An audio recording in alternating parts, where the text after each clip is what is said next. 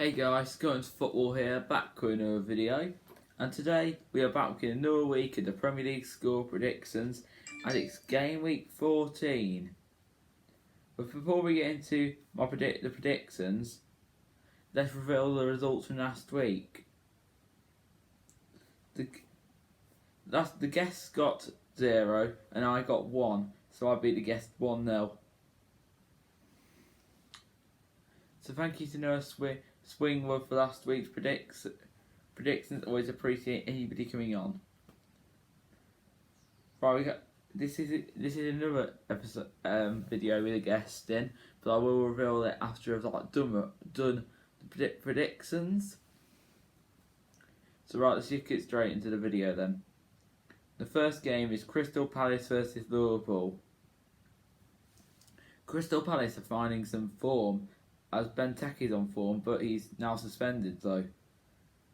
And when Zaha came back, it just proves how much of a difference Palace become under Wilfried Zaha. Where Liverpool, in Fulham, they played really poor and didn't stand a chance of beating Tottenham if they played like that against Fulham, but they did beat Spurs. It just proved any other game can be different, even though you can play better against a team harder than you than lower than you. Well, Liverpool, they played really well against Spurs the other night. Bobby Firmino getting the winner.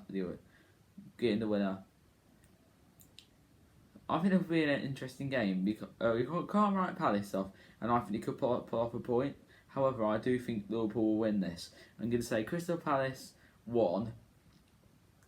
So Palace 1, Liverpool 2.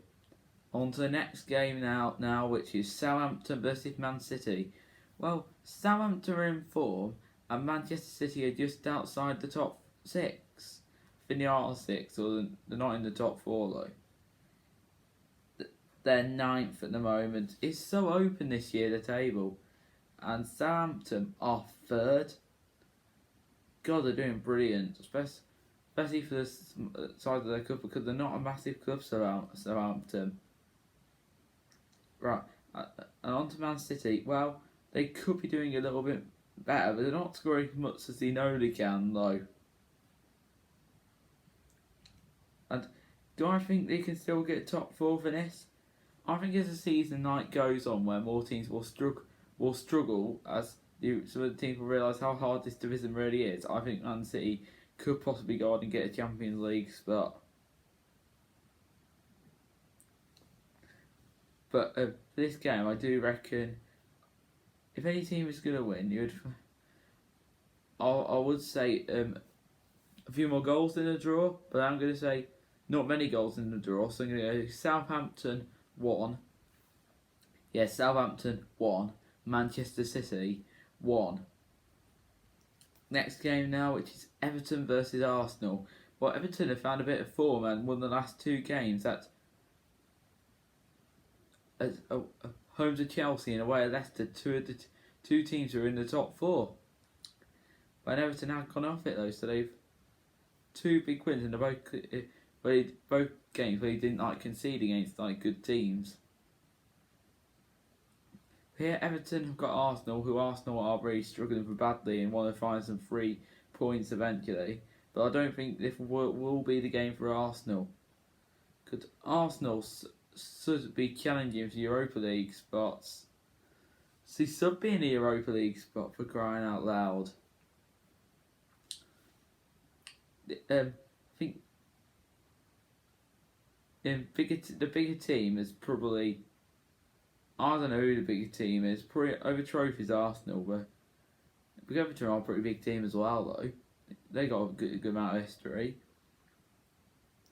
So I'm going to say here, it can be a pretty good game, but I'm going to say Everton 2, Arsenal 1. I think could Arsenal give Mikel Arteta more time, or could he be gone after Christmas? We'll soon see. Right, so next game now, Newcastle United versus Fulham. But Newcastle got humiliated midweek against Newcastle United, 5-2. What an absolute thrashing for them. And Fulham 0-0 draw against Brighton. They're getting the points though, Fulham, aren't they? And I think Fulham can get something out of this game as well.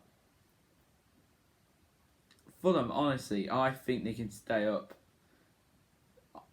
I think I predicted the bottom at the start of the season, but the way they've gone about it now, I reckon they can stay up. But 16th and 17th, no higher than 16th. Newcastle are a pretty boring team to watch, where Fulham have actually been a threat and even surprised everyone against Liverpool as well. I'm gonna say this is gonna surprise a lot of people. I'm gonna say Newcastle United 0, Fulham 1, and I think Fulham will go to St James's Park and get a massive win against them. That is a big sell. Right, to the next game now, which is Brighton versus Sheffield United. Well, Brighton have been struggling over the last few games and they haven't been good enough. But Sheffield United, God, they have got to at least get a point out of this game. It's got to be a win, really. They did well against United the other night, though, and they got unlucky. They still got a point, though, really. David McGoldrick played well in that game. They go through the games this season. Sheffield United failed to get something out of, and they've been really unlucky. Arsenal, West Brom, who else? Leicester, Leeds as well. It's been a bit unlucky this season. Except the only positive they can take to United, they scored 2 goals against Man United, one of the best teams in history in the UK. But Man United aren't too good now, though. Something was telling me earlier to go for a 1-0 Sheffield United win, because I think they will find points eventually. Except I do think this is going to be a draw. So I'm going to take Brighton 1, Sheffield United 1. On to the next game now, which is Spurs versus Leicester. Well, this will be a very interesting game. Two teams that are doing pretty well, but Leicester were awful against Everton. Apparently, they didn't play very well. It's the two teams who are actually lost. Spurs did lose to Liverpool, except they did play well against Liverpool, but they weren't as good as Liverpool. I do think there'll be a lot of goals in this game. As Son is one of the top scorers in the league for Spurs at the moment. And for Leicester, I think Vardy's doing pretty well. He's still banging him in at 33 years old. He's still in the Premier League. This game, I'm going to say, it could give you a massive game and a good prediction in it here. Spurs 3, Leicester City 2. On to the next game now, which is Manchester United versus Leeds United. Wow. Think about it. This is a big rivalry. I don't know if Man United, this is a derby. Well, both teams aren't close to each other, but on paper, this is actually a massive derby. I'll just look now. Let's say, is Man United, Man U versus Leeds at Derby. It's always kind of a strong rivalry, though. Yeah, it is. It's nicknamed the Roses rivalry or the Pennis rivalry derby. Football rivalry played between the two Northern English clubs, Leeds and England. So, but it is a derby then. Well, it's better than the Manchester United City one. That's just like a tourist derby. Well, Man United, they know how to pull out results in the Premier League, even though they've got lucky against other teams like that aren't as good as them. They're still pulling out the results, even though they're not doing well in the Champions League. Where Leeds, they're not very good like defensively, but at times they can be nothing special at times. But against games like Everton and like Newcastle and like Sheffield United, they are special though. And Aston Villa as well. But I think Leeds could get a point. However, I do think Man United will grind if one no result in the Premier League again. So I'm going to say Manchester United 2, Leeds United 1. On to the next game now, which is West Brom versus Aston Villa. Well, of course, West Brom just sacked Slaven Bilic, and they brought in Sam Allardyce. Man, let's talk through. Brom got a massive point away at the Etihad, and he sacked Bilic for that. I still think they should have given him after Christmas and then made the decision, because their board is a joke. For sacking him, I might not like West Brom, because I don't like West Brom, but over this matter, I don't understand why they sacked him. And right on Villa's side, how did they fail to convert the other night? Villa fans tell us, Wolves fans, that we can't convert our chances. Well, they can't talk. It's a bit rich for them to say that. They might have scored 21 goals, and we might have scored 13, but they still didn't convert, did they? This game, I think it could be I was tempted to say 2-1 to Villa, but I do think it'll be quite low scoring. West Brom need to get settled with their new manager. Apparently, Sam Allardyce is a Wolves fan though. I might like him, but I might like him as a Wolves fan, but I don't actually like him as a person. But I don't think he's the right appointment for West Brom. They won't be happy with him being a Wolves fan though. My prediction for this game is West Brom 0, Aston Villa 1. Did you say West Brom 0, Villa 1? Yeah, I think it did. Just checking.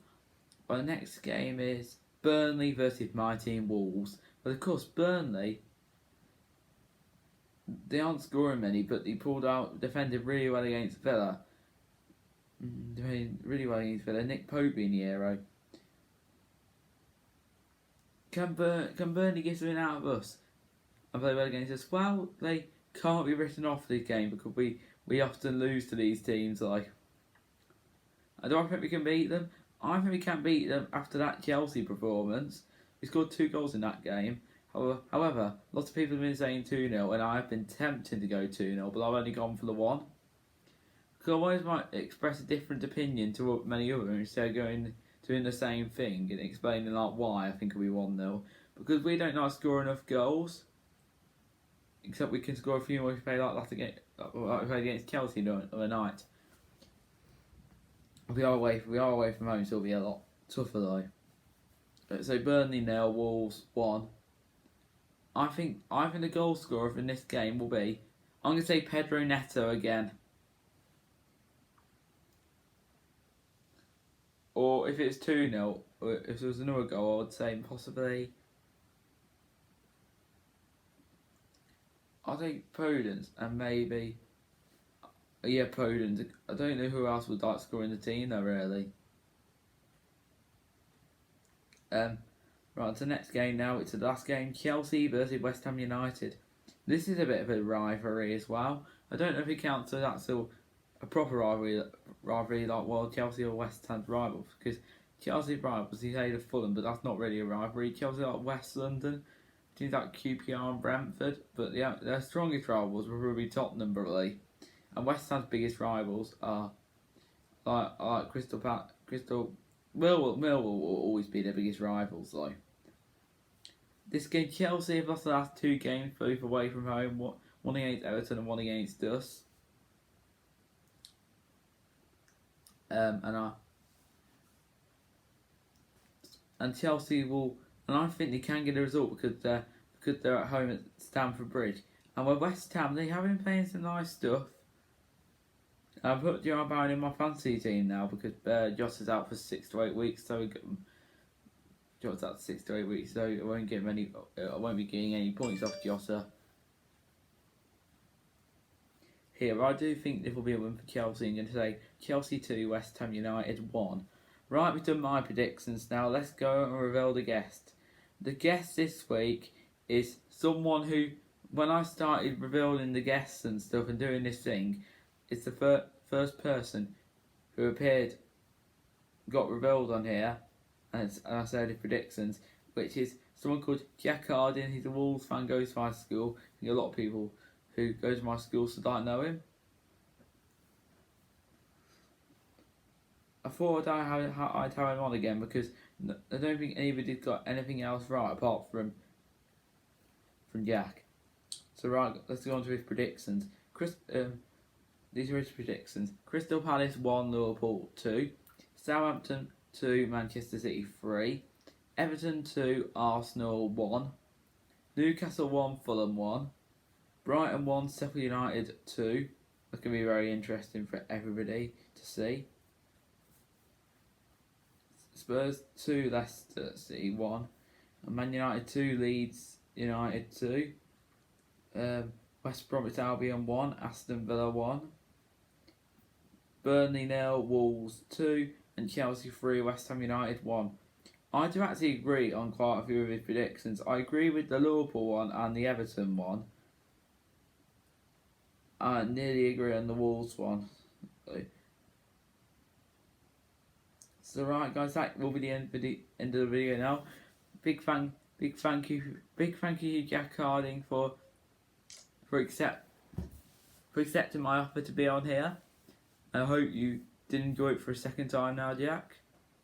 Right, everyone, please do please like the video if you did enjoy it.